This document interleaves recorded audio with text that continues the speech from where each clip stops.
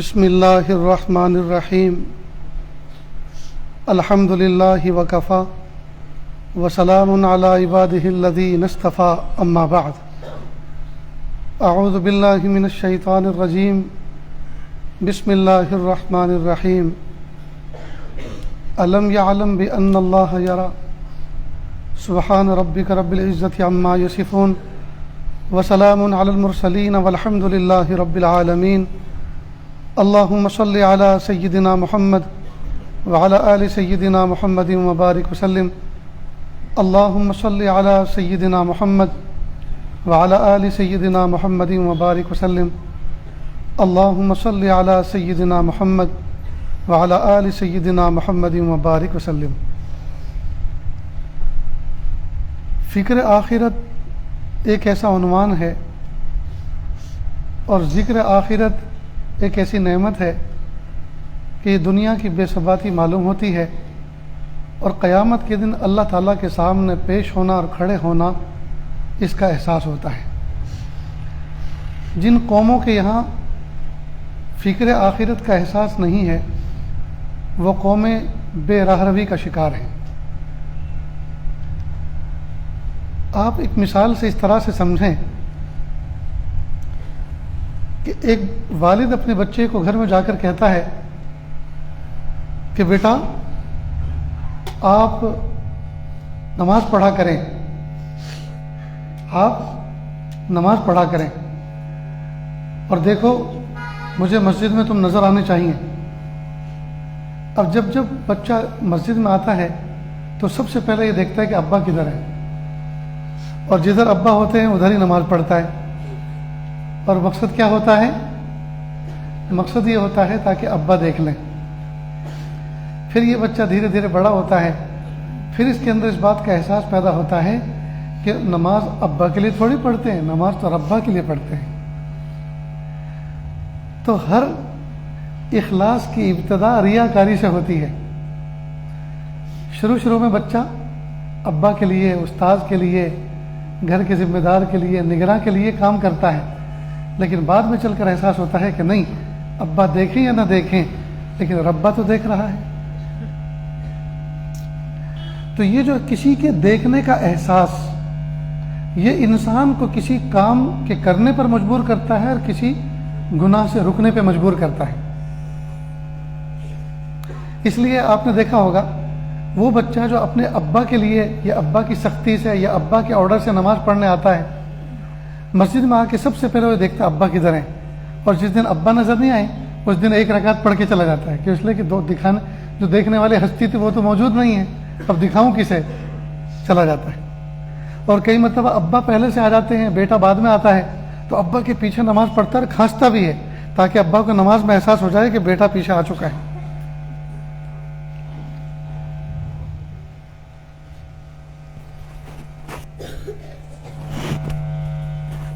کیا وجہ کیا ہے؟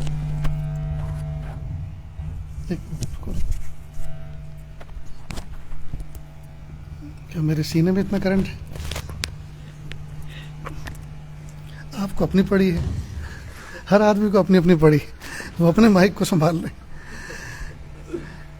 جی تو اتنی بات سمجھ میں آئی؟ یہ بیٹری پہ چل رہا ہے؟ ہاں، تو بیٹری کا یہ تو ایک میکینزم ہے۔ اللہ سے دعا کرو کہ لائٹ آ جائے تاکہ شور شرابے سے جان چھوٹے۔ قرآن پاک میں اللہ پاک نے فرمایا الم یعلم بان اللہ یری، کیا بندے کو یہ پتہ نہیں ہے کہ اس کا رب اس کو دیکھ رہا ہے؟ تو اللہ تعالیٰ کے دیکھنے کا احساس، اللہ تعالیٰ کے دیکھنے کا احساس اللہ کرے ہم تمام کے دلوں میں پیدا ہو جائے۔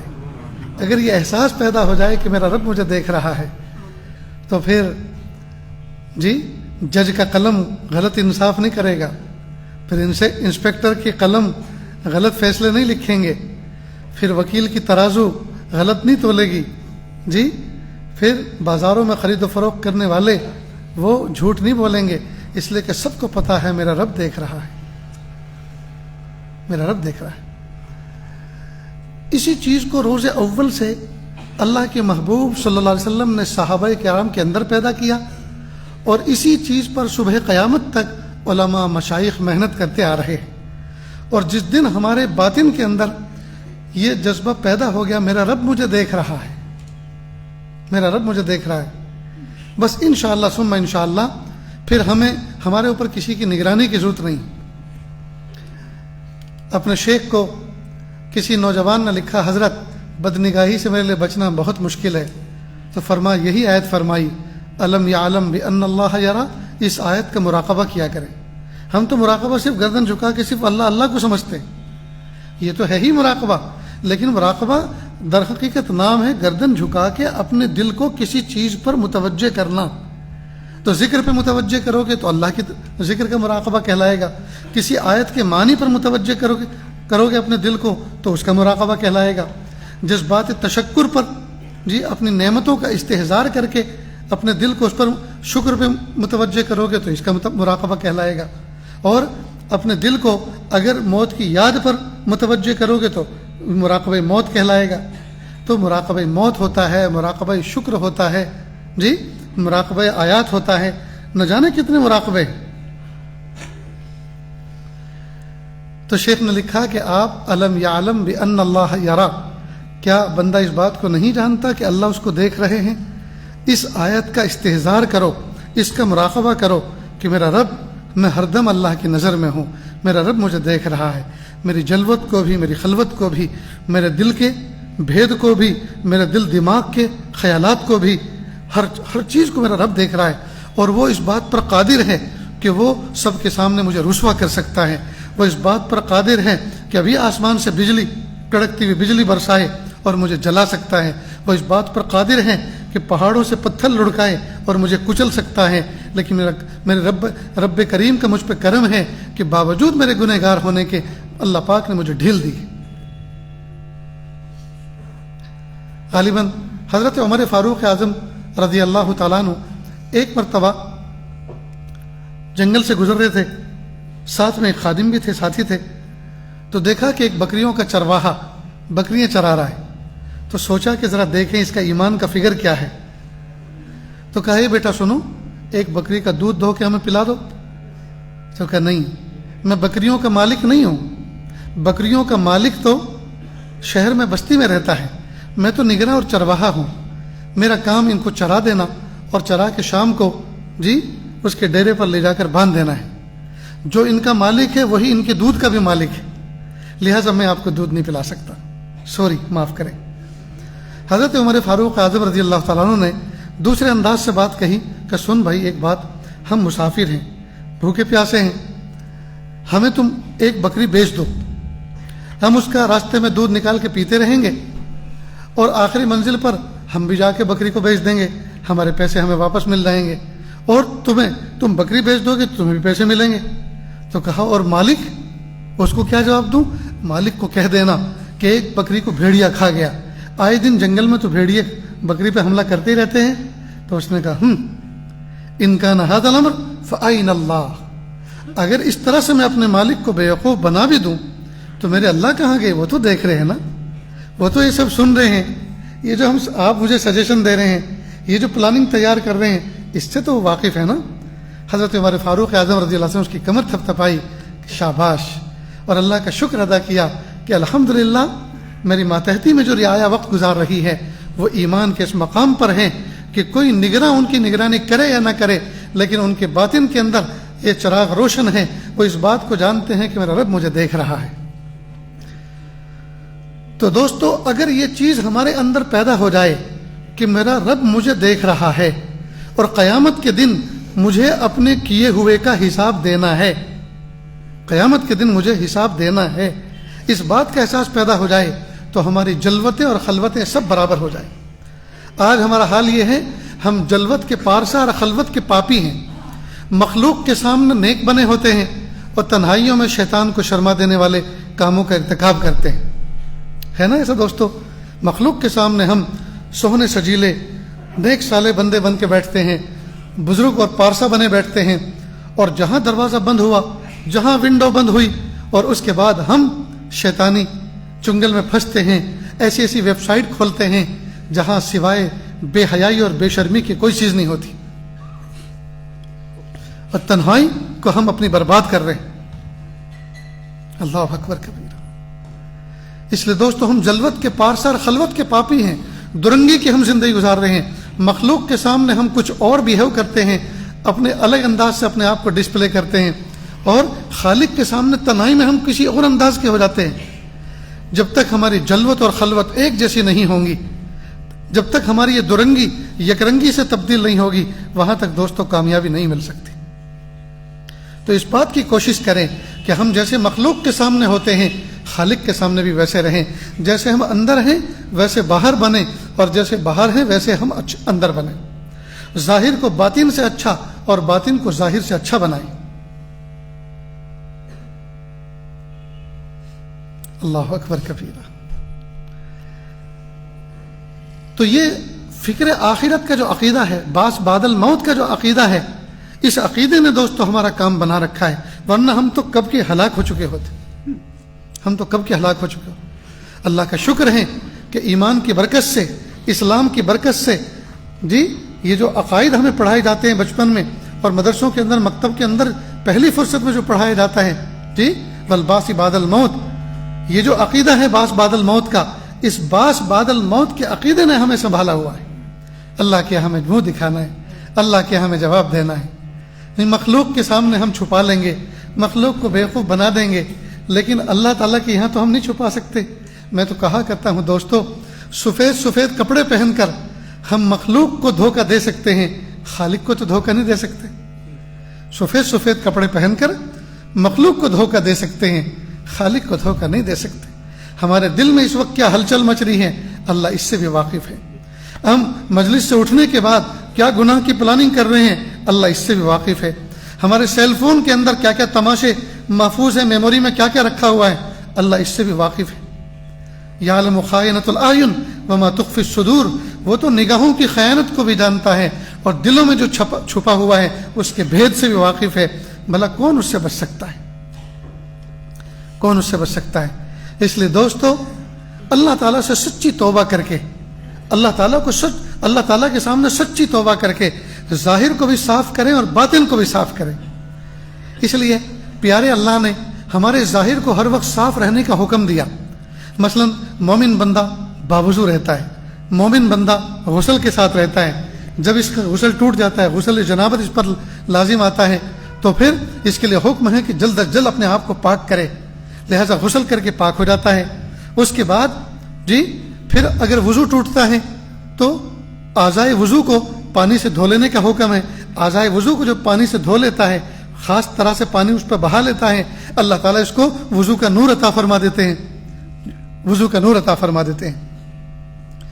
آج چھوٹے استنجے کے بعد پانی سے پاک کرنے کا طریقہ سوائے مسلمان قوم کے اور کسی قوم کے پاس نہیں ہے.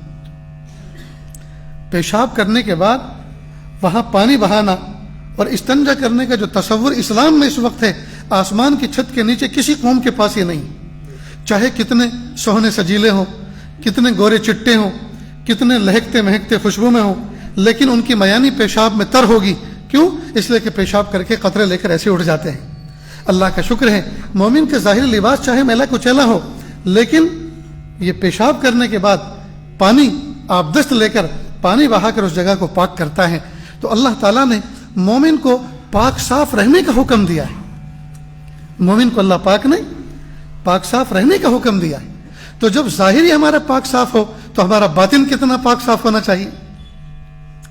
اس لیے دوستو آج کل ہمارے دلوں کے اندر اور ہمارے فونوں کے اندر جو کچھ تماشے چل رہے ہیں, اگر وہ ڈسپلے ہو جائیں, اگر ان کو کسی تشت میں مشکل کر کے اللہ تعالیٰ ان کو شکل دے کر کسی تشت میں رکھ کر سر بازار اس کو گھمایا جائے اور نام لکھ کر اس پر یہ آشکارا کیا جائے یہ فلاں کے دل کے حالات ہیں, تو دوستو لوگ ہماری طرف دیکھنا تو کیا تھوکنا بھی پسند نہیں کریں گے. لوگ ہماری طرف دیکھنا تو کیا تھوکنا بھی پسند نہیں کریں گے. اللہ رب العزت نے ہم تمام کو ایک انرجی عطا فرمائی ہے, ایک قوت عطا فرمائی ہے, ایک عزم اور ارادہ عطا فرمایا ہے. جی اس کو کہتے ہیں ہمت. اس کو کیا کہتے ہیں؟ ہمت. کئی مرتبہ وہ بہت سے موقعوں پہ ظاہر ہوتی ہے. مثال کے طور پر اللہ نہ کرے یہاں کوئی شیر آ جائے, پھر دیکھیے کیسے کیسے دوڑتے ہیں اور کہاں کہاں سے چھلانگیں لگاتے ہیں. کوئی کھڑکی سے کودے گا, کوئی دروازے سے جائے گا, کوئی کسی کے اوپر کو پھلانگ جائے گا. جی تو یہ ہمت آئی کہاں سے؟ اللہ تعالیٰ نے ہر ایک بندے کے اندر ہمت کا خزانہ رکھا ہے. ہمت کا خزانہ رکھا ہے, یہ کسی نہ کسی موقع پہ ظاہر ہوتی ہے. معلوم ہے جب ہمت کا خزانہ ان بیلٹ اللہ نے رکھا ہے تو ہم اس کو استعمال کریں نا.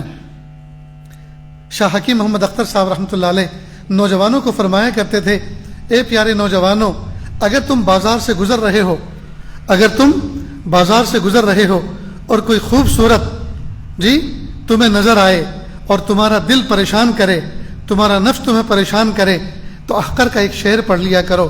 وہ یہ, نہ دیکھیں گے نہ دیکھیں گے ان کو ہرگز نہ دیکھیں گے کہ جن کے دیکھنے سے رب میرا ناراض ہوتا ہے. نہ دیکھیں گے نہ دیکھیں گے ان کو ہرگز نہ دیکھیں گے کہ جن کے دیکھنے سے رب میرا ناراض ہوتا ہے. نفس کہہ رہا ہے فون اٹھاؤ, نفس کہہ رہا ہے ویب سائٹ کھولو, نفس کہہ رہا ہے کچھ تماشے دیکھو, انجوائے کرو. فوراً ہاتھ روکو, کہو یہ ہاتھ اللہ کی نعمت ہے, یہ ہاتھ کی مومنٹ اللہ کی نعمت ہے. نہ جانے کتنے لنجھے لوگ ہیں, کتنے اپاہج لوگ جی, اور ہو سکتا ہے اس مجمع میں بھی بہت سے لوگ, کوئی پیر سے اپاہج ہو, کوئی ہاتھ سے اپاہج ہو. میرے پیارے رب نے مجھے یہ ہاتھ اس لیے نہیں دیا میں گناہوں کی چیزوں کو چھوں, یہ ہاتھ اس لیے نہیں دیا میں گناہوں کی چیزوں پر جی مومنٹ کروں. میرے پیارے اللہ نے یہ ہاتھ جی اچھی اچھی چیزوں کو چھونے کے لیے, پکڑنے کے لیے اور کسی کی خدمت کرنے کے لیے مجھے عطا فرمایا ہے. لہٰذا میں اس فون, ہاتھ کے ذریعے سے فون کو پکڑ کر اور ہاتھ کے ذریعے سے ویب سائٹ کو کھول کر میں اپنے ہاتھ کو گنہگار کرنا نہیں چاہتا. بروز آخرت میدان محشر میں اللہ رب العزت میرے اعضا, میری زبان پر مہر لگا دیں گے اور تمام اعضا کو اجازت دیں گے کہ جن جن اعضا سے تمہارے مالک نے, جس جسم کو میں نے تمہارے مالک کو دیا تھا, تمہارے اعضا نے جو جو گناہ کیے ہیں آج تم گواہی دو. ہاتھ الگ گواہی دے گا, آنکھیں الگ گواہی دیں گے, کان الگ الگ گواہی دیں گے, دل الگ گواہی دے گا, دماغ الگ گواہی دے گا, قدم الگ گواہی دیں گے کہ یہ مجھ کو گناہوں کی گلیوں میں لے کر چلتا تھا. ہاتھ کہیں گے یہ میرے ذریعے سے گناہوں کی چیزوں کو چھوتا تھا, پکڑتا تھا جی, تعیش کے کام کرواتا تھا. ہائے ہائے, جب دوستو ہمارے اعضا خود ہمارے خلاف گواہی دیں گے یہاں کی عدالتوں میں, اگر سامنے ہمارا دوست ہمارے خلاف گواہی دے, ہمیں افسوس ہوتا رہے یار, میرا دوست ہو کر, میری چائے پی کر, میرے ساتھ بیٹھ کر, میرے ساتھ انجوائے کر کر آج میرا دشمن بن کر عدو کے ساتھ میں کھڑا ہے اور گواہی میرے خلاف دے رہا ہے, میرے خلاف ایویڈنس دے رہا ہے, میرے خلاف وٹنس بن رہا ہے. دوستو کیا گزرے گی جب ہمارے اعضا ہمارے خلاف گواہی دیں گے؟ بتائیے کیا گزرے گی. اس لیے دوستو تنہائیوں کے اندر کئی مرتبہ اپنے اعضا کو مخاطب کر کے کہیں سچی توبہ کرتا ہوں, اللہ کے لیے میری اس توبہ پر گواہ بن جاؤ, جیسے تم میرے گناہوں پر گواہ بنے میری توبہ پہ بھی گواہ بن جاؤ. اور اگر تمہیں اللہ کے حکم سے گواہی دینا ہے تو کہنا کہ ہاں اس نے گناہ کیے, لیکن یہ بھی تو کہہ دینا کہ پیارے اللہ آپ سے ڈر کر توبہ بھی کی تھی, اللہ آپ سے ڈر کے توبہ بھی کی تھی. اس لیے بزرگوں نے ایک تجربے کی بات لکھی ہے کہ جب کسی سرزمین پر, کسی جگہ پر, کسی مقام پر گناہ ہو جائے, گناہ کرنا نہیں ہے لیکن اگر گناہ ہو جائے, اگر ہو جائے تو فوراً اسی جگہ توبہ بھی کر لو, تاکہ قیامت کے دن وہ جگہ اگر گناہ کی گواہی دے تو یہ بھی کہ پیارے اللہ آپ سے ڈر کے اس نے توبہ بھی کر لی تھی, اللہ آپ سے ڈر کے اس نے توبہ بھی کر لی تھی. میرے بھائیوں دیکھو ہم سب کے سب گنہگار ہیں جی, کلکم خطاؤن, پیارے محبوب صلی اللہ علیہ وسلم فرمائے کلو بنی آدم خطاؤن. حضرت آدم علیہ السلام کے تمام اولاد خود خطا کار ہیں, گنہگار ہیں. جب محبوب فرما رہے ہیں گنہگار ہیں تو کون یہ دعویٰ کر سکتا ہے میں گنہگار نہیں ہوں؟ گنہگار ہیں. انبیاء کرام کو اللہ پاک نے جی معصوم بنایا ہے, جی معصوم بنایا ہے. باقی سارے کے سارے انسان خطا کار ہیں, کوئی صغیرہ کا مرتکب ہے, کوئی کبیرہ کا, کسی کے گناہ ظاہر ہو گئے, کسی کے چھپے ہوئے ہیں, لیکن ہیں سب کے سب گنہگار, ہیں سب کے سب گنہگار. ٹھیک, لیکن کیا فرمایا محبوب صلی اللہ علیہ وسلم نے آگے, وخیر الخطائین التوابون, اور بہترین خطا کار وہ ہیں جو توبہ کرنے والے ہیں. اب ذرا مضمون کو اس طرح سمجھیں, ہم سب کے سب نہا دھو کر آئے ہیں, صاف ستھرے کپڑے پہنے, جی میں نے بھی صبح غسل کیا, دھلے ہوئے کپڑے پہنے, ٹھیک. سچ بتاؤ دوستو, آپ میں کوئی ایسا عقل مند بھی ہے جو جان بوجھ کے کپڑے گندے کرتا ہے؟ کوئی ہو تو ذرا ہاتھ اٹھائے, میں بھی اس کی زیارت کرنا چاہتا ہوں. ہم میں سے کوئی ایسا بندہ ہے جو جان بوجھ کے کپڑے میلے کرتا ہو؟ لیکن کپڑے میلے ہوتے ہیں کہ نہیں ہوتے؟ باوجود اس کے کہ کپڑے میلے نہ ہوں لیکن شام تک میلے ہوتے ہیں کہ نہیں ہوتے؟ پسینے کی بدبو اس کے اندر سماتی ہے کہ نہیں سماتی؟ معلوم ہوا کپڑے میلے کیا نہیں کرتے لیکن کپڑے میلے ہو جایا کرتے. ٹھیک بالکل اسی طرح مومن گناہ کیا نہیں کرتا, نفس و شیطان اس سے کرا دیا کرتا ہے. جب کپڑے میلے ہو جایا کرتے ہیں تو پھر ان کو پھینکا نہیں کرتے بلکہ دھو لیا کرتے ہیں. جب گناہ کیا نہیں کرتے بلکہ نفس و شیطان کرا دیا کرتا ہے, جب کرا دیا کرتا ہے تو مایوس ہوا نہیں کرتے بلکہ کیا کرتے ہیں؟ توبہ کر لیا کرتے ہیں. جی چالو ہو گیا؟ ہاں یہ چالو ہو جائے گا.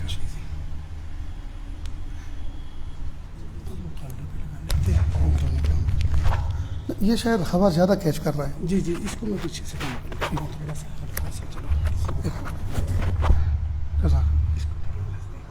کوئی رومال ہے کسی کے پاس؟ دستی رومال؟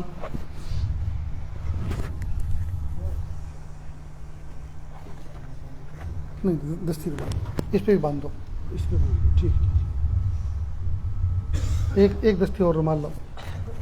ایک دستی رومال لاؤ. چھوٹا نہیں, وہ زیادہ بڑا, چھوٹا سا. نہیں پکڑے گا ہوا ایسے, یہ نہیں پکڑے گا. تو یہ برتن لاؤ. سیٹنگ کر لیتے ہیں, شروع کر لیں گے سیٹنگ. جی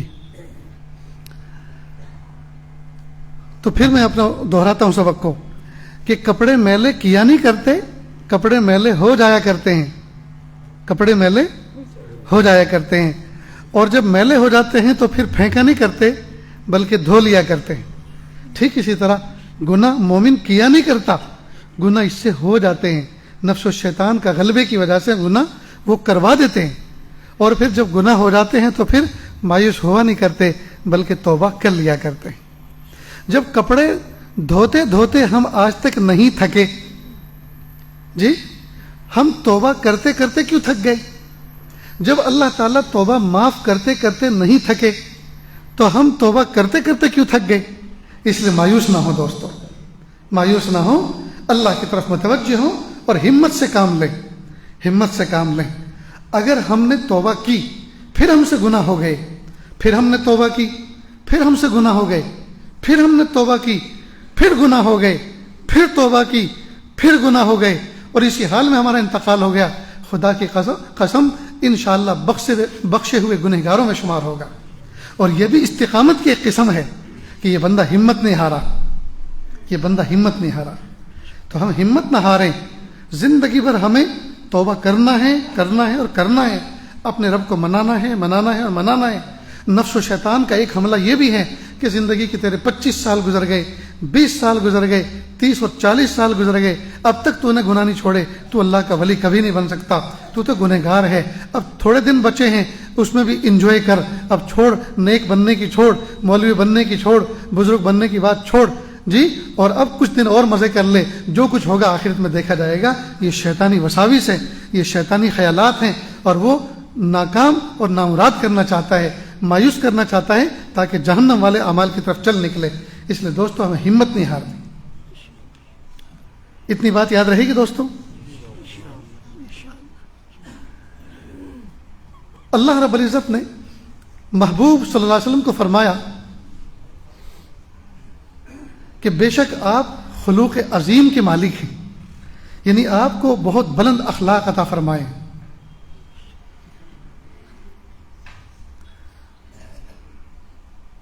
یہ اخلاق کیا چیز ہے ذرا اس کو سمجھنا ہے. آج کا یہ سبق اگر ہم سمجھ جائیں تو انشاءاللہ آج کی مجلس کامیاب ہے. ایک بات کو سمجھیں, ایک ہے انسان کا ظاہر اور ایک ہے باطن. ٹھیک, ظاہر کو صورت کہتے ہیں, ظاہر کو صورت کہتے ہیں اور باطن کو سیرت کہتے ہیں. ظاہر کی بناوٹ کو صورت کہتے ہیں اور باطن کی اچھی بناوٹ کو سیرت کہتے ہیں. ٹھیک, یہ سیرت یہ اخلاق کا نمونہ ہوتی ہے، اخلاق کا نمونہ ہوتی ہے۔ انسان جتنے بھی کام دنیا میں کرتا ہے، جتنے بھی انسان کام کر رہے ہیں، یہ سارے کے سارے کام یہ شاخیں ہیں جی، یہ جتنے بھی اعمال ہیں یہ اعمال یہ فرع ہیں، شاخیں ہیں، اور اصل اور تنا کیا ہے؟ اخلاق۔ ایک درخت ہوتا ہے، اس کا تنا ہوتا ہے، اور تنے کے بعد اس کی ڈالیاں اور شاخیں ہوتی ہیں۔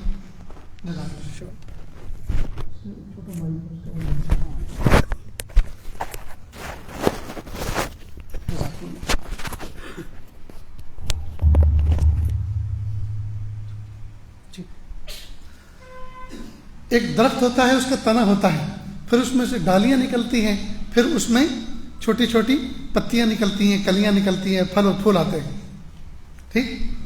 تو جتنے بھی اعمال ہیں یہ سارے کے سارے فرع ہیں، شاخ ہیں، اور اصل کیا ہے؟ اصل اخلاق ہے۔ تو اعمال فرع ہیں اور اخلاق اصل ہے، تنا ہے۔ اور اخلاق بنتے ہیں تین چیزوں سے۔ میں ذرا آپ کی توجہ چاہوں گا، پیارے نوجوان بچے، پھول جیسی جوانی رکھنے والے، وہ ذرا اگر اس مضمون پر توجہ دیں۔ اخلاق بنتے ہیں تین چیزوں سے، تین چیزوں کے مجموعے کا نام اخلاق ہے۔ اور جب اخلاق بنتے ہیں تو اخلاق سے اعمال سرزد ہوتے ہیں۔ تو اعمال یہ اخلاق کا نتیجہ ہوتے ہیں۔ اگر اخلاق اچھے نہیں ہیں تو اعمال اچھے نہیں ہوتے، اور اخلاق اچھے ہیں تو اعمال اچھے ہوتے ہیں۔ لیکن خود اخلاق بنتے ہیں تین چیزوں سے، ایک ہے قوت عقلیہ، ایک ہے قوت غضبیہ، ایک ہے قوت شہویہ۔ میں اس کو ایکسپلین کرتا ہوں، سمجھاتا ہوں۔ قوت عقلیہ، اللہ پاک نے ہر مومن بندے کو، بلکہ ہر انسان کو عقل کا ایک نور عطا فرمایا جس کے ذریعے سے انسان نفع اور نقصان کا اندازہ لگاتا ہے۔ یہ عقل کا نور اللہ پاک نے صرف انسانوں کو عطا فرمایا، انسانوں کو عطا فرمایا۔ اسی عقل کے نور کی وجہ سے انسان طرح طرح کی ایجادات کرتا ہے، انسان پڑھنے پڑھانے کا کام کرتا ہے، سمجھنے سمجھانے کا کام کرتا ہے، خود بھی سمجھتا ہے، دوسروں کو سمجھاتا ہے، خود بھی برائی سے بچتا ہے، دوسروں کو بچاتا ہے، خود بھی ایک راستے پہ چلتا ہے، دوسروں کو بھی چلاتا ہے۔ یہ کام صرف انسانوں میں ہے، جانوروں میں نہیں ہے، پرندوں میں نہیں ہے، چرندوں میں نہیں ہے، درندوں میں نہیں ہے۔ کیوں؟ اس لیے کہ اللہ پاک نے اس مخلوق کو، ان مخلوقات کو عقل کا نور نہیں عطا فرمایا۔ عقل کا نور اللہ پاک نے انسانوں کو عطا فرمایا۔ اب یہ جو قوت عقلیہ ہے، یہ جو قوت عقلیہ ہے، اس قوت عقلیہ کو جو اللہ پاک نے نور بنا کے انسان کو عطا فرمایا، اس کے ذریعے سے بندہ نفع اور نقصان کا اندازہ لگاتا ہے۔ ٹھیک؟ معلوم ہوا اللہ تعالیٰ سے اس نعمت کا سوال کرنا چاہیے، پیارے اللہ بہترین سے بہترین ہمیں قوت عقلیہ عطا فرما، نفع نقصان کو پہچاننے کا شعور عطا فرما۔ اب اس کا ایک اعلیٰ فرد ہے جس کو افراد کہتے ہیں، اور ایک نچلا فرد ہے جس کو تفرید کہتے ہیں، اور دونوں ناپسند ہیں۔ اس کا ایک بیچ کا فرد ہے جس کو اعتدال کہتے ہیں۔ سمجھ گئے؟ سمجھ میں آئی دوستو بات؟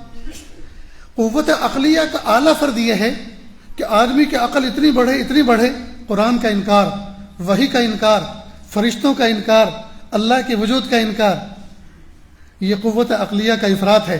یعنی انسان اپنے آپ کو اتنا بڑا سمجھ رہا ہے کہ ان سب چیزوں کا انکار کر رہا ہے، ان سب چیزوں کا انکار کر رہا ہے۔ اللہ اس سے حفاظت فرمائے۔ اور تفریط یہ ہے کہ اتنا بیوقوف ہو کہ آدمی موٹی موٹی بات بھی نہ سمجھے۔ بعض مرتبہ بڑے چھوٹے کو کہتے ہیں بھائی اتنی بھی فہم نہیں تمہارے اندر، کیا بیوقوف پنا ہے، اتنی بات بھی تم نہیں سمجھتے۔ استاد شاگرد کو کہتا ہے، باپ بیٹے کو کہتا ہے، سمجھدار دوسرے کو کہتا ہے کہ بھائی اتنی موٹی بات آپ نہیں سمجھتے۔ معلوم ہوا قوت عقلیہ کی تفریط یہ ہے کہ آدمی موٹی موٹی باتوں کو بھی نہ سمجھے۔ تو تفریط بھی غیر مطلوب اور افراط بھی غیر مطلوب۔ عقل کا وہ درجہ کہ جس میں وحی کا، فرشتوں کا، اللہ کے وجود کا انکار کرے، حشر نشر کا، یوم آخرت کا انکار کرے، یہ بھی غیر مطلوب۔ اور بیوقوفی اس درجے کی ہے کہ وہ حقوق ہی نہ سمجھے، اللہ کے منشے کو ہی نہ سمجھے، تو یہ بیوقوف پنا ہے، یہ بھی غیر مطلوب۔ اور اعتدال اس کا مطلوب ہے، اور وہ ہے حکمت۔ عقل کے اعتدال کو کیا کہتے ہیں؟ حکمت. تو آدمی کو اللہ پاک نے عقل کا نور عطا فرمایا. دوسری چیز جس سے اخلاق بنتے ہیں، دوسری چیز ہے قوت غضبیہ. اللہ پاک نے ایک انرجی عطا فرمائی ہے انسان کو. قوت غضبیہ کے ذریعے سے انسان نقصان دینے والی چیزوں سے اپنے آپ کی حفاظت اور پروٹیکٹ کرتا ہے. لیکن اس کا اعلیٰ فرد بھی غیر مطلوب اور نچلا فرد بھی غیر مطلوب. اس کا اعلیٰ فرد یہ ہے کہ آدمی ہر وقت غصے میں رہے اور بھیڑیا بن جائے، ہر وقت لوگوں کو پھاڑ کھانے کو آئے، ہر وقت تکلیفیں پہنچائے، ہر وقت ظلم کرے، ہر وقت ڈانٹ ڈپٹ کرے. یہ بھی غیر مطلوب ہے دوستو، یہ افراط ہے. لہٰذا گھروں کے اندر میری ماں بہنیں بھی غور سے سنیں اور میرے بھائی جو میری نظروں کے سامنے بیٹھے وہ بھی غور سے سنیں. بہت سے گھروں کے اندر بگاڑ کی وجہ ماں یا باپ کا بیجا غصہ ہے. مثال کے طور پر ایک لڑکی راتوں کو دیر تک فون پر جاگتی رہتی ہے، چھپ چھپ کے کال کرتی ہے، جی اپنے فوٹو سینڈ کرتی ہے، وہاں سے ماں کو پتہ ہے، لیکن ہمت اس لیے نہیں ہو رہی شوہر کے سامنے کہنے کی، بچی کے سامنے کہنے کی اس لیے ہمت نہیں ہو رہی کہ وہ تو اس کو مار دے گا، وہ تو گھر میں سے نکال دے گا. اس وقت ہماری اور عزت تار تار ہو جائے گی. اس لیے وہ کہہ بھی نہیں سکتی اور سہ بھی نہیں سکتی. کیوں؟ اس لیے کہ باپ کی قوت غضبیہ اعلیٰ درجے کی. معلوم ہوا چاہے ماں، چاہے باپ، چاہے گھر میں کوئی بھائی بہن اگر غصے کی مقدار اتنی وافر رکھتا ہے کہ دوسرے لوگ حق بات کہتے ہوئے اس کے سامنے ڈرتے ہیں، صاف بات کہتے ہوئے ڈرتے ہیں، تو اس کا مطلب یہ ہے کہ یہ صلاحیت جو اللہ پاک نے عطا فرمائی ہے یہ اس درجے کی ہے جو افراد کے درجے کو پہنچی ہوئی ہے، اور یہ مضر ہے. اور قوت غضبیہ کی تفریط یہ ہے کہ آدمی کو غصہ ہی نہ آئے، اتنا بحث ہو جائے کہ غصہ ہی نہ آئے. دیکھو یہ ایک نعمت ہے اللہ کی. اگر غصہ نہیں ہوگا تو آدمی اپنے شاعر اللہ کی کیسے حفاظت کرے گا، اپنے بیوی بچوں کی عزت آبرو کی کیسے حفاظت کرے گا. کچھ اوباش قسم کے نوجوان لوگ آ کے کھڑے ہوتے ہیں ہمارے دروازے کے باہر، ونڈو کے باہر، جی تو اگر غصہ ہوگا اے کیا ہے بھائی یہاں کیوں کھڑے ہو، تو اگر سرخ آنکھیں کر کے دو چار الفاظ غصے میں کہے گا تو بھاگیں گے کہ نہیں بھاگیں گے. اور اگر کچھ نہیں بولے گا تو وہ تو اور زیادہ دوستوں کو بلا کے لائیں گے اور وہاں تماشا بنائیں گے اور ویڈیو بنائیں گے. معلوم ہوا قوت غضبیہ کا افراط بھی غیر مطلوب اور تفریط بھی غیر مطلوب. اس کا درجہ بیچ کا جس کو اعتدال کہتے ہیں اس کو کہتے ہیں حکمت، اس کو کہتے ہیں شجاعت. قوت غضبیہ کا جو اعلیٰ فرد ہے، یہ اعتدال کا فرد ہے، اس کو کہتے ہیں شجاعت. یہ مطلوب ہے شجاعت. اس لیے غصہ دوستو ایک انرجی ہے. غصہ اللہ کی ایک نعمت ہے، جیسے پیسہ اللہ کی ایک نعمت ہے، لیکن اسی پیسے سے کوئی جوا کھیلے تو غلط کر رہا ہے، شراب پیے تو غلط کر رہا ہے، نشے کی چیزیں خریدے تو غلط کر رہا ہے، کسی پر ظلم کرنے کی پلاننگ پیسے کے ذریعے سے کرے تو غلط کر رہا ہے، اللہ کی نعمت کو غلط جگہ استعمال کر رہا ہے. ٹھیک اسی طرہ غصہ ایک نعمت ہے، اس کے ذریعے سے آدمی ظلم کر رہا ہے تو غلط کر رہا ہے، اور اس کے ذریعے سے اگر کسی ظالم کے ہاتھ کو روک رہا ہے، دھمکا رہا ہے، تو یہ اللہ تعالیٰ کی طرف سے ایک خاص انعام ہے. تو اخلاق جن چیزوں سے بنتے ہیں ان میں سے ایک ہے قوت عقلیہ اور ایک ہے قوت غضبیہ. یہ دو بات سمجھ گئے. قوت عقلیہ کا اعلیٰ فرد افراط، یہ بھی غیر مطلوب، تفریط یہ بھی غیر مطلوب. اسی طرح قوت غضبیہ کا افراط یہ بھی غیر مطلوب اور نچلا درجہ تفریط یہ بھی غیر مطلوب. قوت عقلیہ کا اعتدال حکمت کہلاتا ہے جو مطلوب ہے، اور قوت غضبیہ کا اعتدال شجاعت کہلاتا ہے جو مطلوب ہے. دو بات سمجھ گئے. اب تیسرا جس سے اخلاق بنتے ہیں، انسان کا باطن میں سیرت بنتی ہے، اخلاق بنتے ہیں، تیسرا فرد ہے قوت شہویہ. شہویہ یہ لفظ شہوت اشتہا سے بنا ہے. شہوت کا مطلب ہم لوگ صرف سیکسول جذبات کو ہی سمجھتے ہیں، یقیناً وہ بھی ایک فرد ہے اس کا، لیکن شہوت کا مطلب صرف سیکسول جذبات نہیں ہے، بلکہ ہر قسم کی چاہت کو اشتہا سے اور قوت شہویہ سے تعبیر کرتے ہیں. چاہتیں جو انسان کے اندر آتی ہیں، چاہتیں چاہے وہ اچھی چیزوں کی ہے یا بری، ان چاہتوں کو قوت شہویہ کا اثر کہتے ہیں. یہ جو چاہتے ہیں یہ قوت شہویہ کا اثر ہے. اب اس کا اعلیٰ فرد افراط وہ بھی غیر مطلوب.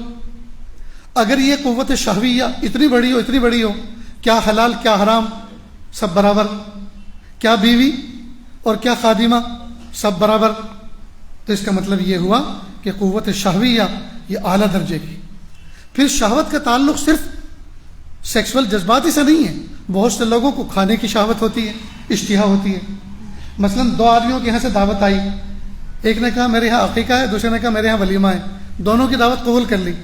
پہلے والے کے یہاں اول وقت میں کھانے چلے گئے اور دوسرے والے کے یہاں آخری وقت میں کھانے چلے گئے. نپٹایا دونوں کو.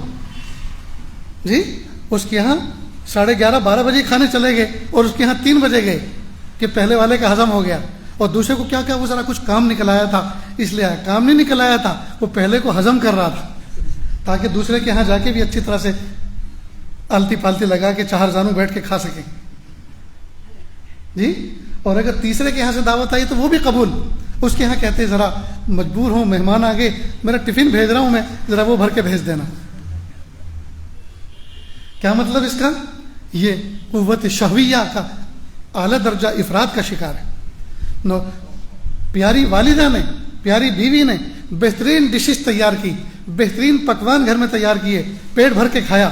اس کے بعد بائک لے کر شہر میں نکلا، تالاب کھٹیا گیا اور وہاں جا کر پھر وہاں کوئی تندوری کھا کے آیا، پھر وہاں چکن چائنیز کھا کر آیا، وہاں 65 اڑا کر آیا. کیا مطلب؟ یہ قوت شہویہ کا افراد ہے.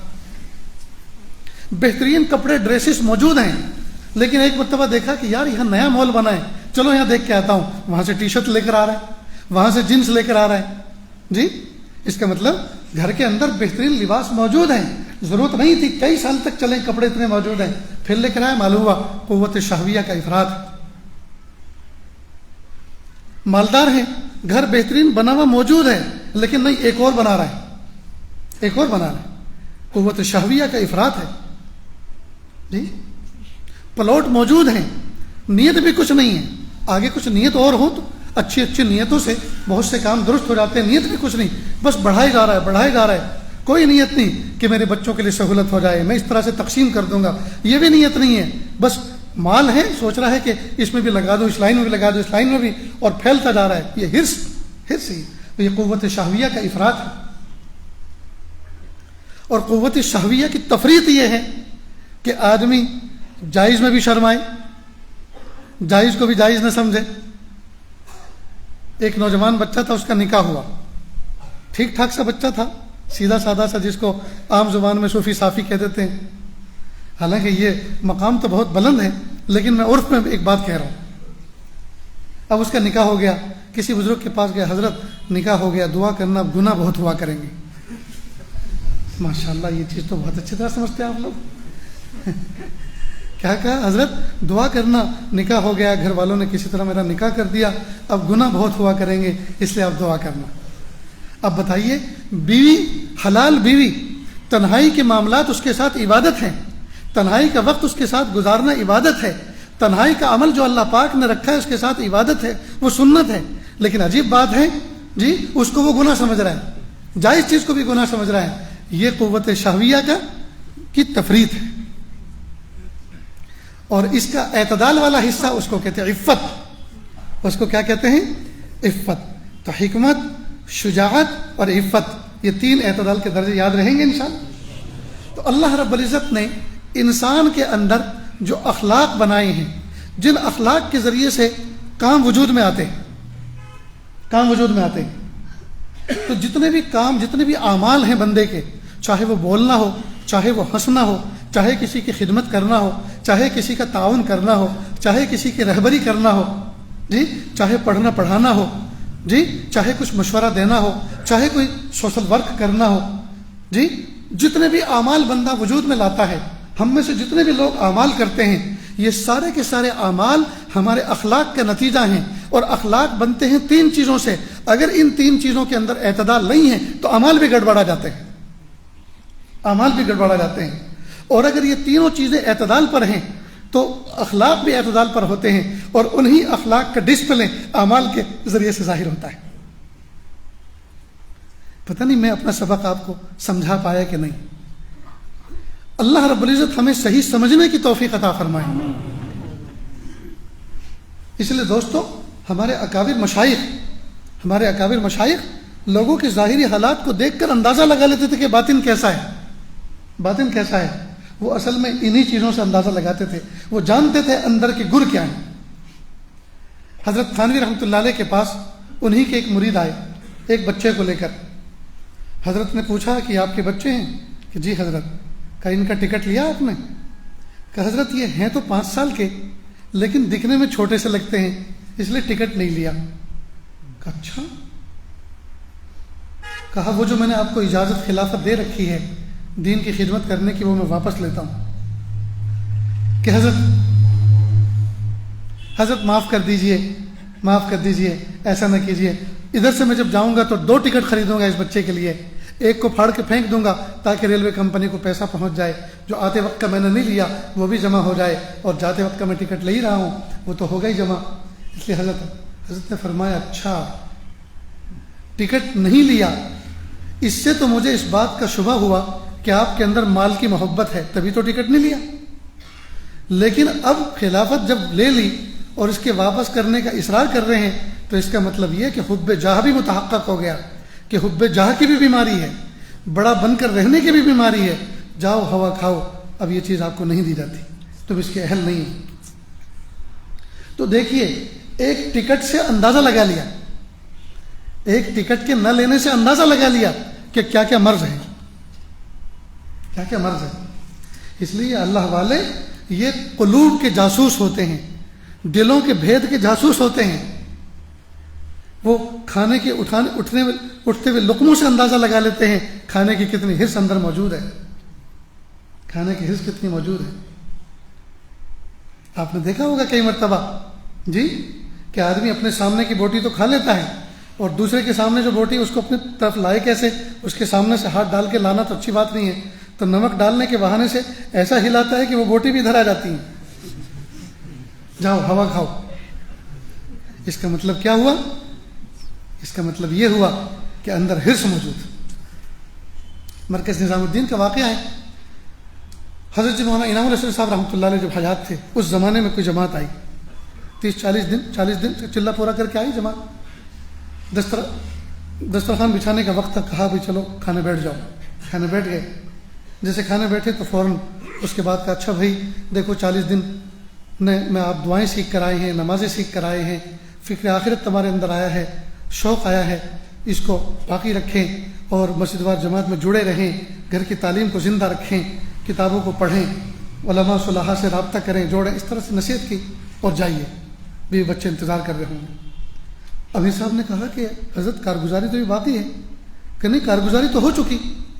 تو حضرت نے جب یہ کہا کارگزاری تو ہو چکی تو امیر صاحب نے تیز آنکھوں سے اپنے ساتھیوں کو دیکھا، میری اجازت کے بغیر کس نے کارگزاری سنا دی؟ تو سب نے کہا ہم نے تو نہیں سنائی۔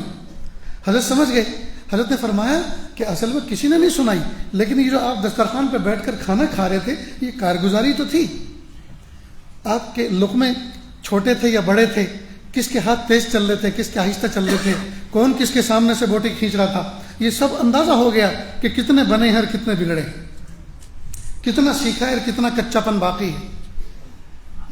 میرے بھائیوں یہ اللہ والے یہ قلوب کے جاسوس ہوتے ہیں، یہ دلوں کے بھیدی ہوتے ہیں، ان کے سامنے بیٹھو تو نظروں کو بھی سنبھال کے رکھو، دل کی کیفیات کو بھی سنبھال کے رکھو، اپنے آپ کو بھی سنبھال کے رکھو۔ ہمارے چند جملوں سے اندازہ لگا لیتے ہیں کہ ہماری ہسٹری کیا ہے۔ ہومیوپیتھک والے جو ڈاکٹر ہوتے ہیں وہ پہلے دن پیشنٹ سے اچھا خاصا ٹائم لیتے ہیں، کوئی 15 منٹ لیتا ہے، کوئی آدھا گھنٹہ لیتا ہے، بہت سارے سوالات کرتا ہے اور انہی سوالات سے وہ اندازہ لگا لیتا ہے اس کی بیماری کا، اسی کے اعتبار سے دوا تجویز کرتا ہے۔ تو جب ڈاکٹروں کا یہ حال ہے کہ وہ اندازے لگا لیتے ہیں، جی یہ اللہ والے بھی گفتگو سے اندازے لگا لیتے ہیں، چال چلن سے اندازے لگا لیتے ہیں، اٹھنے بیٹھنے سے اندازے لگا لیتے ہیں۔ کسی زمانے میں جب یہ پورا خطہ ایک تھا، اس زمانے کی بات ہے، اس زمانے میں اساتذہ اس بات کی کوشش کرتے تھے طلبہ کو جو کتاب پڑھنے آتے تھے اگر اس کتاب کے مصنف موجود ہیں، حیات ہیں، تو اپنے شاگرد کو کہتے تھے بیٹا اپنے استاد کے پاس پڑھ کر اس کتاب کو آؤ، اسی استاد کے پاس پڑھ کر آؤ جو اس کے مصنف ہے۔ تو ایک کتاب پتہ نہیں منطق کی تھی، فلسفے کی تھی یا فقہ کی تھی، اس کے استاذ اس کے رائٹر تھے افغانستان میں۔ تو استاذ نے کہا جاؤ بیٹا افغانستان اور وہاں جا کر استاذ کے پاس پڑھ کر آؤ۔ اب یہ بچہ پیدل نہ جانے کیسے کیسے وہاں پہنچا. ہفتوں مہینوں لگ گئے.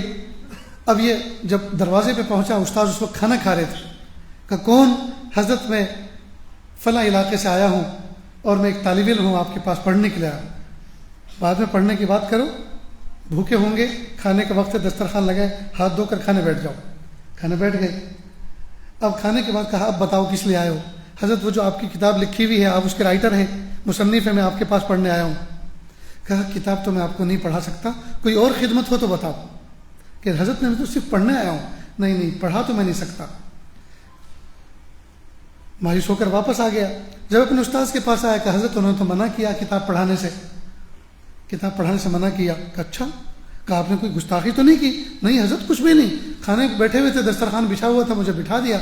اور کھانے کے بعد جب پوچھا کہ کیا مقصد ہے، کیوں آئے ہو، میں نے کہا جی اتنی مشقت اٹھا کے صرف اس کتاب کو پڑھنے کے لیے آیا ہوں جس کو آپ نے لکھا ہے.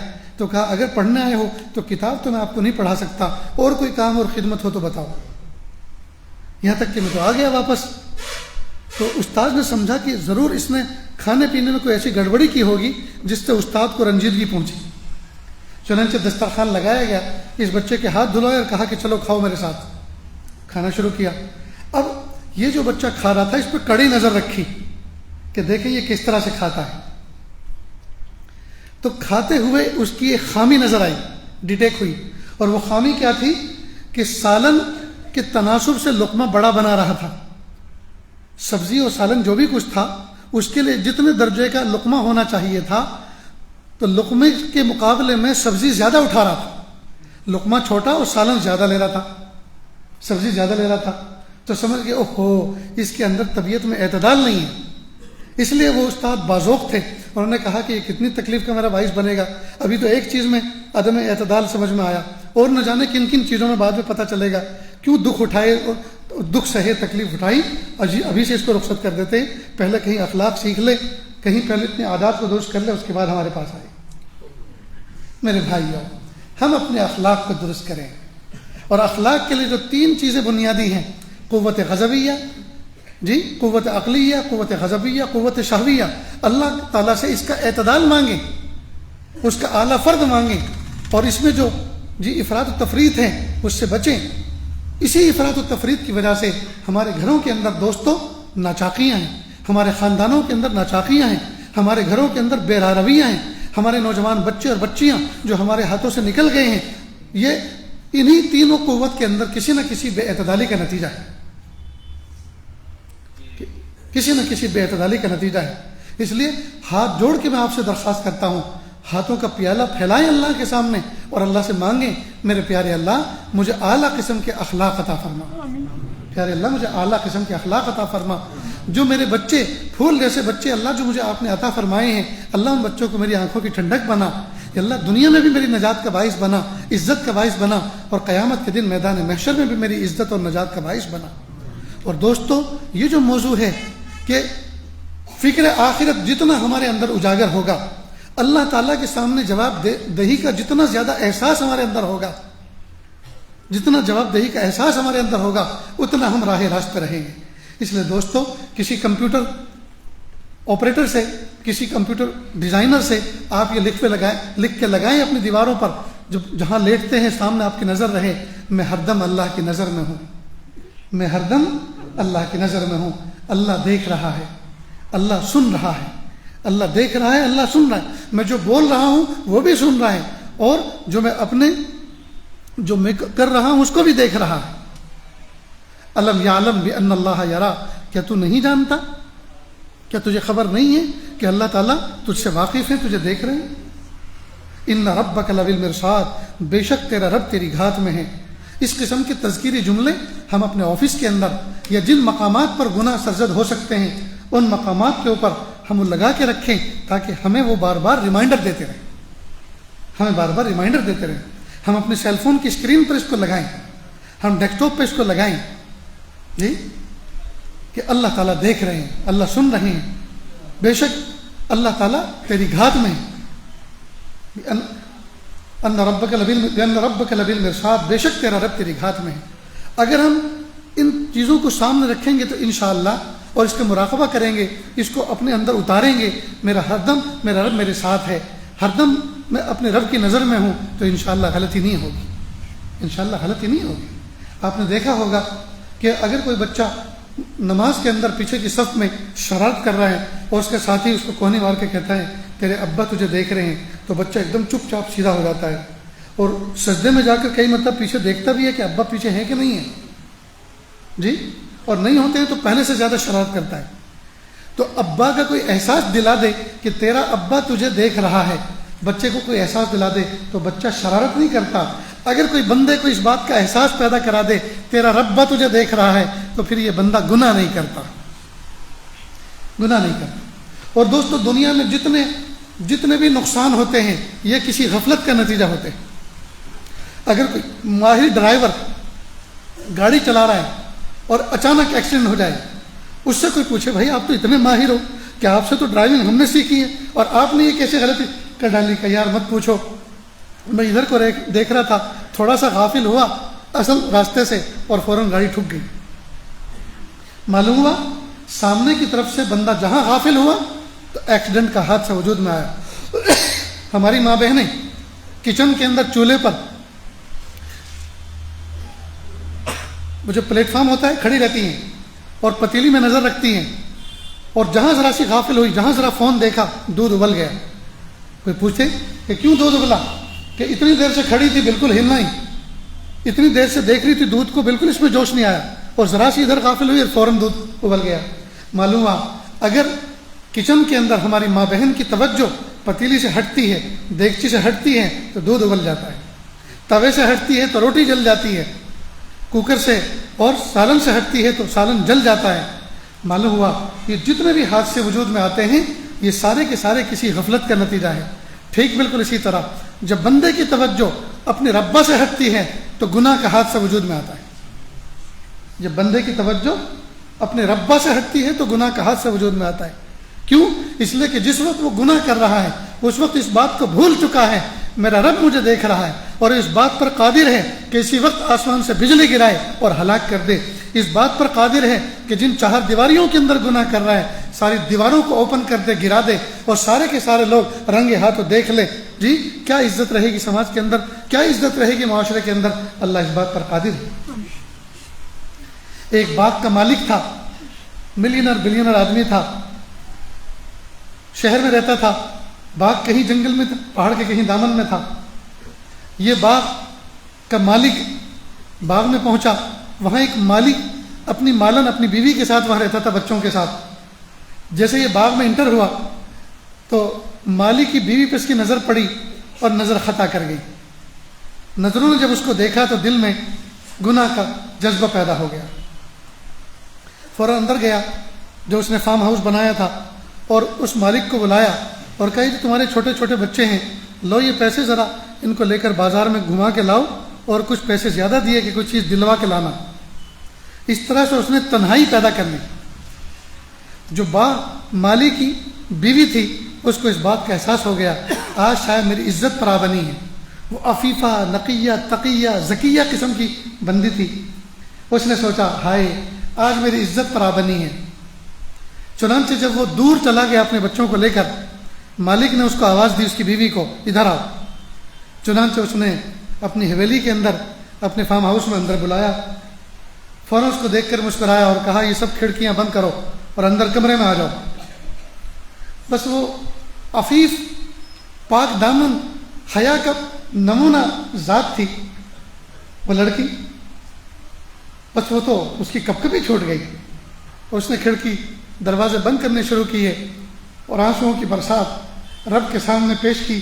میرے پیارے رب آج میری عزت پر آبنی ہے۔ میرے پیارے اللہ میں نے کبھی بھی کسی نامحرم کے ساتھ میں حرام تعلقات قائم نہیں کیے۔ میرے پیارے اللہ جب میں کنواری تھی جب میں نے کسی کے ساتھ میں حرام تعلقات قائم نہیں کیے، اب جب کہ میں کئی بچوں کی ماں ہوں اللہ اب یہ کیا مصیبت آئی ہے، اب یہ کیا میرے اوپر آزمائش آئی ہے۔ میرے پیارے رب میری حفاظت فرما۔ اب وہ کھڑکی بند کر رہی ہے، دل ہی دل کے اندر اللہ سے مناجات کر رہی ہے، آنسو بہا رہی ہے۔ جب ساری کھڑکی دروازے بند کر دیے ایک کونے میں اللہ کے سامنے کھڑے ہو کر رونے لگی۔ اب اس نے زور سے آواز دی کہ کہاں ہے تو؟ ابھی تک تو نے کھڑکی دروازے بند نہیں کیے۔ کہ جی میرے مالک میں نے سارے کھڑکی دروازے بند کر دیے لیکن ایک کھڑکی مجھ سے بند نہیں ہو رہی. اب وہ بھاری بھرکم ہو کر آیا اور کہ کون سی کھڑکی تجھ سے بند نہیں ہو رہی؟ کیا تو اتنی کمزور ہے کہ تجھ سے کھڑکی بند نہیں ہوتی؟ اس نے کہا مخلوق جن کھڑکیوں اور دروازوں سے دیکھتی ہیں وہ تو میں نے ساری بند کر دی، لیکن جس کھڑکی سے میرا رب مجھے دیکھ رہا ہے وہ کھڑکی مجھ سے بند نہیں ہو پا رہی. بس اتنا کہنا تھا. اس نوجوان کے پیروں کے نیچے سے زمین نکل گئی. اس نے سوچا ہائے، اس نے مجھے کیسا اپنے رب کی طرف متوجہ کیا، کیسا میرے اللہ تعالیٰ کی یاد دلا دی. فوراً کانپ گیا، قدموں میں گر گیا اور کہا سوری، مجھے معاف کر دو، اللہ کے واسطے مجھے معاف کر دو، اللہ کے واسطے مجھے معاف کر دو. تم اللہ کی اتنی نیک بندی اور میں کتنا خبیث، میں کتنا گیا گزرا انسان کہ تیرے اندر لالچ رکھتا ہوں. اللہ کے لیے مجھے معاف کر دو، اللہ کے لیے مجھے معاف کر دو. میرے بھائیوں، یہ چیز اگر ہمارے اندر پیدا ہو جائے، میرا رب مجھے دیکھ رہا ہے، میرا رب مجھے دیکھ رہا ہے، تو دوستو ہماری جلوت اور خلوت دونوں برابر ہو جائیں گی. کیا مخلوق اور کیا تنہائی، ہماری سب کے سب برابر ہو جائیں گی. اس لیے ایک صحابی کے سامنے اللہ کے محبوب صلی اللہ علیہ وسلم نے یہ نصیحت فرمائی، اتق اللہ حیث ما کنت. غالباً معاذ بن جبل رضی اللہ عنہ کی نصیحت فرمائی تھی، اتق اللہ حیث ما کنت، اللہ سے ڈرتے رہو جہاں کہیں بھی تم ہو. کیا مطلب؟ جہاں کہیں بھی ہو. مجلس میں گناہ کا تصور نہیں کر رہے، کیوں کہ اس وقت اللہ کی رحمت برس رہی ہے، مجلس کا روحانی ماحول سجا ہوا ہے. مسجد کے اندر نماز پڑھنے آتے ہیں، وہاں گناہ کا تصور نہیں کرتے، یہ اللہ کا گھر ہے، خانہ خدا ہے. قبرستان میں گناہ نہیں ہوتے، کیوں؟ اس لیے کہ قبرستان ہے، ہمیں بھی مر کے یہاں آنا ہے. تو کچھ جگہوں پہ تو ہم آٹومیٹکلی متقی ہوتے ہیں، لیکن کمال تو یہ ہے حیث ما کنت، اللہ سے ڈرے جہاں کہیں بھی ہو. مسجد میں ہے تو بھی، بازار میں ہے تو بھی، حرم میں ہے تو بھی، تنہائی میں ہے تو بھی، جہاں جہاں تنہائیوں میں ہے، جہاں گناہ ہوتے ہیں وہاں بھی ہم اللہ سے ڈریں. یہ ہے اتق اللہ حیث ما کنت، اللہ سے ڈرو جہاں کہیں بھی تم ہو. اسی طرح کچھ شخصیات تو ایسی ہوتی ہیں، ان کے سامنے بندہ تقوی کے ساتھ رہتا ہے. ماں باپ کے سامنے، استاد پیر و مرشد کے سامنے بندہ گناہ کرنا تو دور کی بات ہے، تصور بھی اپنے ذہن میں نہیں لاتا. کیوں؟ استاد ہے سامنے، ماں باپ ہے سامنے، مرشد ہے سامنے. لیکن جب یہ نہیں ہوتے تو پھر دوسروں کے سامنے محفل میں بیٹھا ہوا ہے اور گناہ کی پلاننگ کر رہے ہیں. تو اتق اللہ حیث ما کنت، استاد ہو یا نہ ہو، مرشد ہو یا نہ ہو، ماں باپ ہو یا نہ ہو، کسی بھی محفل میں کہیں بھی بیٹھے ہوں، چاہے پارلیمنٹ میں ہوں، چاہے اپنے آفس میں ہوں، چاہے جاب پر ہوں، چاہے شاپ پر ہوں، چاہے کھیت اور کھلیان میں ہوں، جہاں کہیں بھی ہوں اللہ سے ڈرتے رہو. دوستو، یہ چند باتیں جو آپ کے سامنے پیش کی، میں اللہ تعالیٰ سے دعا کرتا ہوں رب کریم مجھے بھی اس پر عمل کی توفیق عطا فرمائے، اللہ آپ سب کو بھی عمل کی توفیق عطا فرمائے. پیارے اللہ، آج تک جیسی زندگی گزری وہ گزر گئی، میرے پیارے اللہ بقیہ زندگی کو آپ کی رضا اور مرضی کے مطابق گزارنے کی توفیق عطا فرمائیے. آمین وآخر دعوانا یا رب العالمین.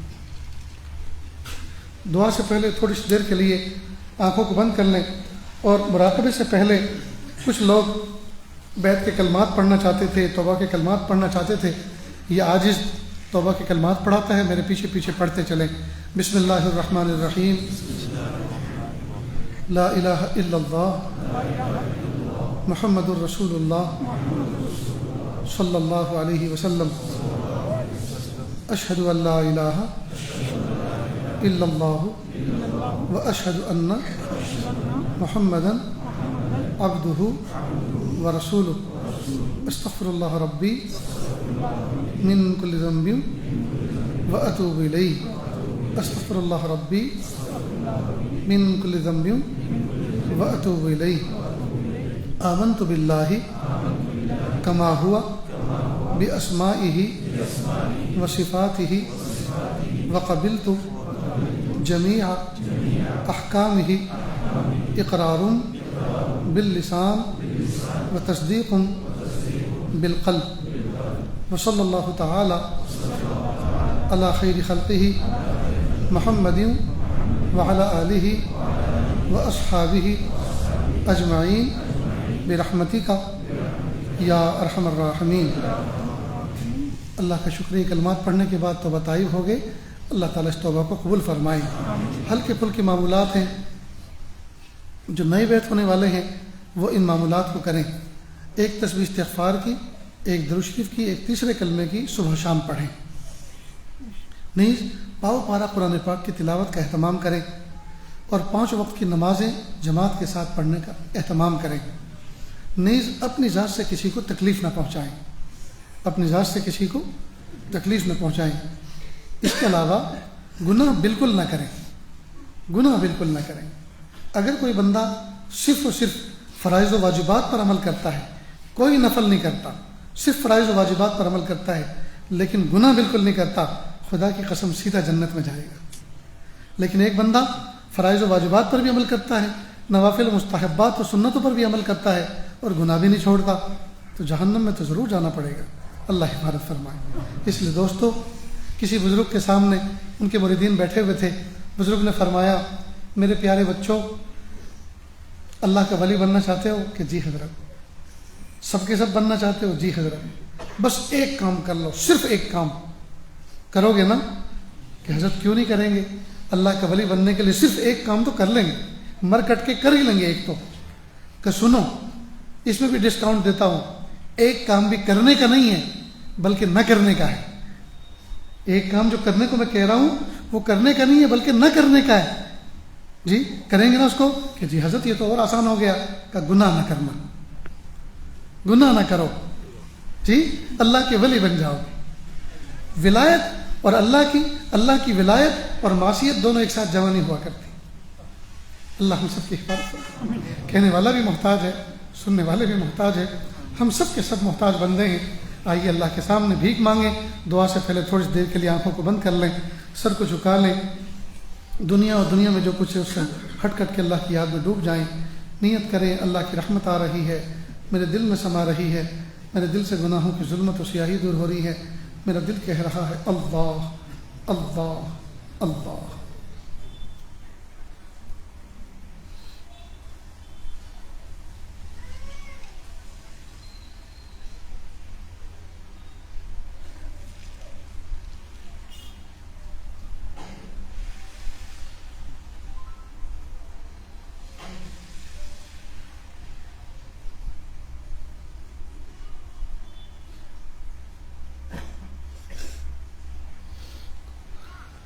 لا الہ الا اللہ سبحان الملک الاعلی الوہاب۔ ہاتھ اٹھا لیے، دعا کر لیں۔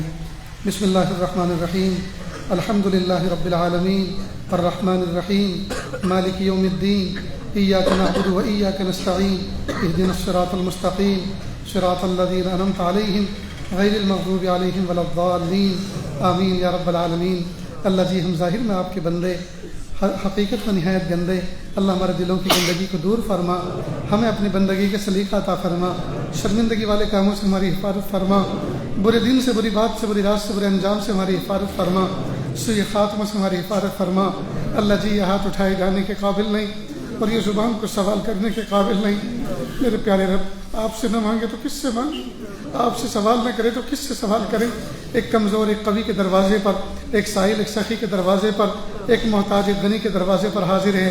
میرے پیارے اللہ معاف کر دیجیے، معاف کر دیجیے، معاف کر دیجیے، معاف کر دیجیے۔ میرے پیارے اللہ، اس محفل میں نوجوان بچے اللہ پھول جیسی جوانی رکھنے والے بیٹھے ہوئے ہیں، گرم گرم خون رکھنے والے بیٹھے ہوئے ہیں۔ میرے پیارے رب،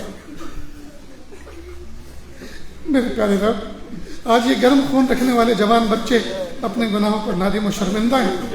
میرے پیارے اللہ، پہلے زمانے میں 100 سال کی عمر پانے والے لوگوں نے پوری زندگی میں اتنے گناہ نہیں کیے جتنے کہ 20 سال کی عمر رکھنے والوں نے کر ڈالے۔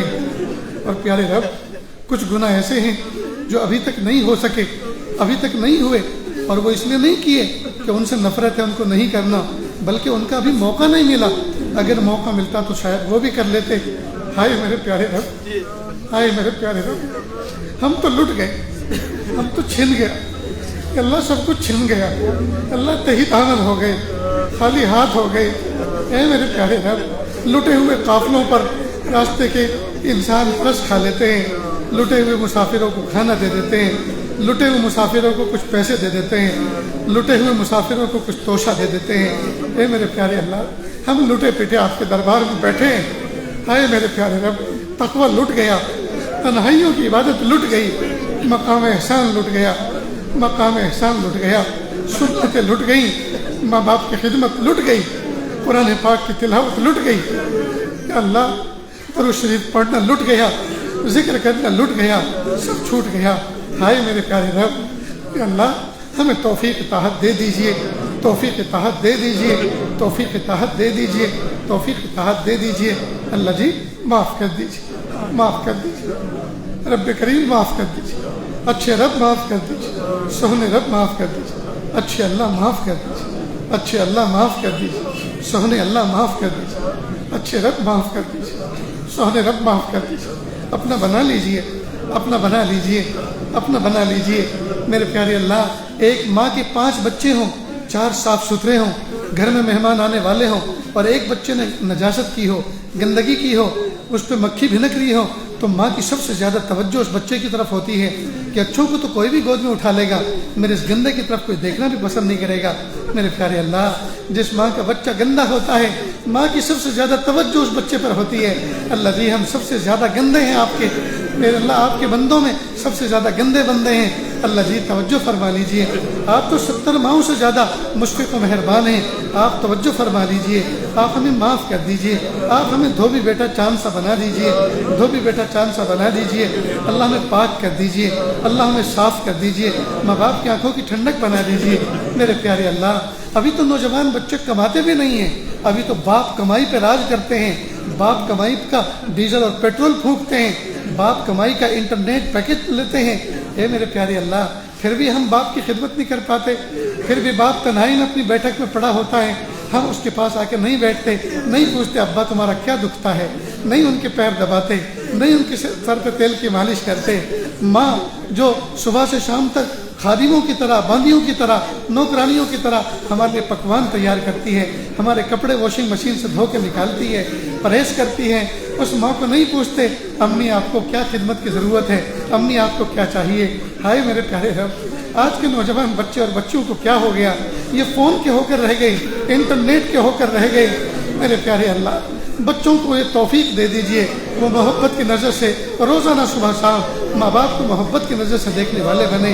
हदीस पाक में है, जो बच्चा बच्ची अपने माँ बाप को मोहब्बत की नज़र से देखे, उसको मकबूल हज उम्रे का सवाब मिलता है। हदीस के मफ़हूम है। मेरे प्यारे अल्लाह, बच्चों को अपने माँ बाप को मोहब्बत की नज़र से, अज़मत की नज़र से देखने की तौफीक अता फरमा। कि अल्लाह, घर जहन्नम के नमूने बन चुके हैं, अल्लाह इनको जन्नत का नमूना बना दीजिए। कि अल्लाह, घरों के अंदर बहुत सी हमारी माँ बहनें ऐसी हैं जिनका निकाह हुए ज़माना गुजर चुका, लेकिन गोद औलाद से खाली है। अल्लाह सबको नरीना औलाद अता फरमा, बेटी भी अता फरमा और बेटे भी अता फरमा। कि अल्लाह, कितने ऐसे हैं जिनका निकाह हुए ज़माना गुजर चुका, लेकिन मियाँ बीवी में आज तक मोहब्बत पैदा ना हो सकी। अल्लाह सच्ची मोहब्बत पैदा फरमा, सच्ची उल्फत पैदा फरमा। कि अल्लाह, कितने ऐसे हैं जिनके बच्चे हो चुके लेकिन बच्चे नाफरमान निकले, अल्लाह औलाद के दुखों से हिफाजत फरमा, अल्लाह औलाद के दुखों से हिफाजत फरमा, औलाद को फर्मा बरदार बना दीजिए, अल्लाह औलाद को नेकोकार बना दीजिए। ए मेरे प्यारे रब, ए मेरे सोहने रब, हम आज तक आपकी दी हुई नेमतों का शुक्र अदा न कर सके।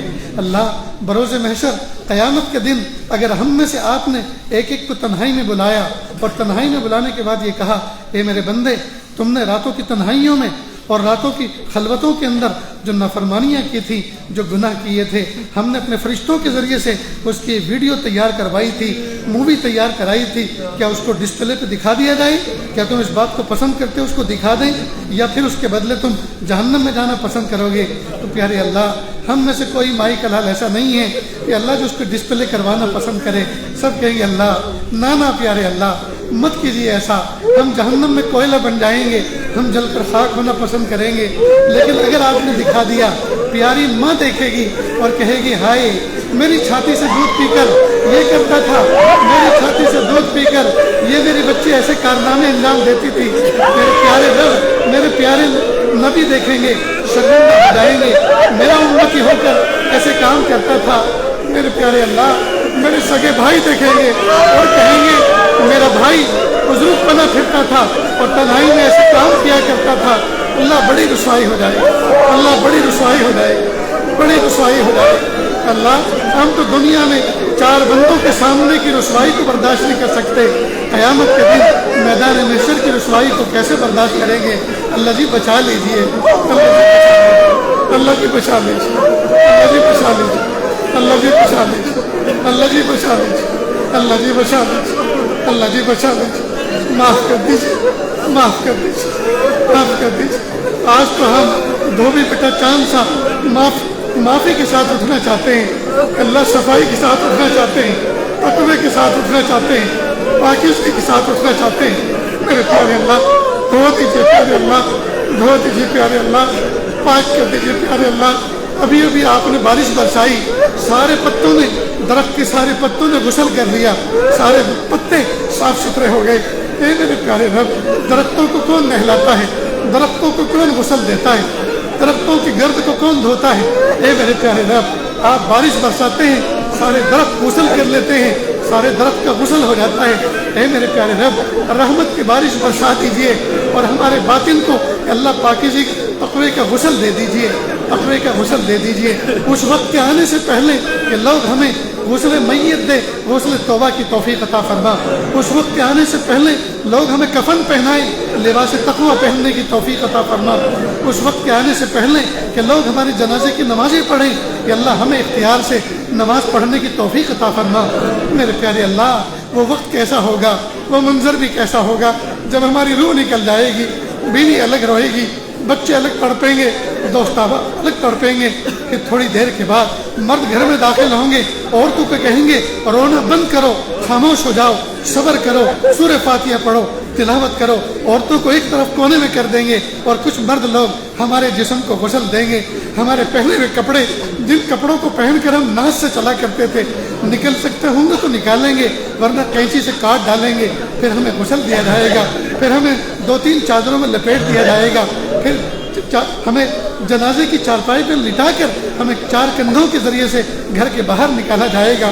بچے الگ تڑپے گی، بیوی الگ تڑپے گی، بچے الگ تڑپیں گے، دوست احباب الگ تڑپیں گے، اہل والے الگ تڑپیں گے۔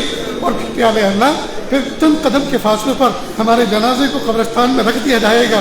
اس کے بعد ہماری میت کو قبر کو اتاری جائے گی، تختے درست کیے جائیں گے، اور سب جتنے بھی نیئر ڈیئر ہوں گے سارے کے سارے 3-3 مٹھی مٹی ہماری قبر میں ڈال کے کھڑے ہو جائیں گے۔ سب کے سب اپنے اپنے گھر چلے جائیں گے۔ پھر ہم ہوں گے، فرشتے ہوں گے، ہم ہوں گے، یا تو عذاب ہوگا یا جنت کا گھڑا ہوگا۔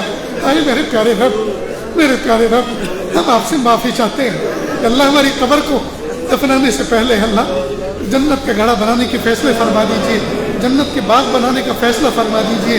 اللہ ہمیں بخشے ہوئے گنہگاروں میں شامل فرما لیجیے کہ اللہ ہماری نسلوں کی مغفرت فرما دیجیے۔ اللہ ہمارے گھر میں دین اور تقوی عطا فرما دیجیے، ہمارے گھر والوں کو متقی بنا دیجیے، ہمارے گھر میں دین کو زندہ کر دیجیے۔ میرے پیارے اللہ، کہ اللہ پیارے پیارے نوجوان بچے نشے کی طرف جا رہے، شراب کی طرف جا رہے، جوئے کی طرف جا رہے، کہ اللہ پیارے نبی ہوتے ایک ایک کے پیشانی کا بوسہ دیتے، ایک ایک کو سینے سے لگاتے، ایک ایک کا گریبان پکڑتے اور سمجھاتے۔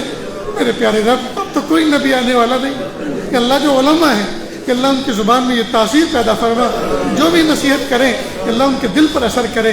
میرے پیارے اللہ، نوجوان بچوں کو اپنے بزرگوں کے ساتھ، علماء صلحاء کے ساتھ وابستہ رہنے کی توفیق عطا فرما۔ میرے پیارے اللہ، جو مانگا عطا فرما، جو مانگنے سے رہ کے وہ بھی عطا فرما۔ اللہ جی مانگنا نہیں آتا، بن مانگی عطا فرما، مانگنے کا ڈھنگ اور سلیقہ عطا فرما۔ وصلی اللہ تعالی علی خیر خلقہ محمد و آلہ و اصحابہ اجمعین برحمتک یا ارحم الراحمین۔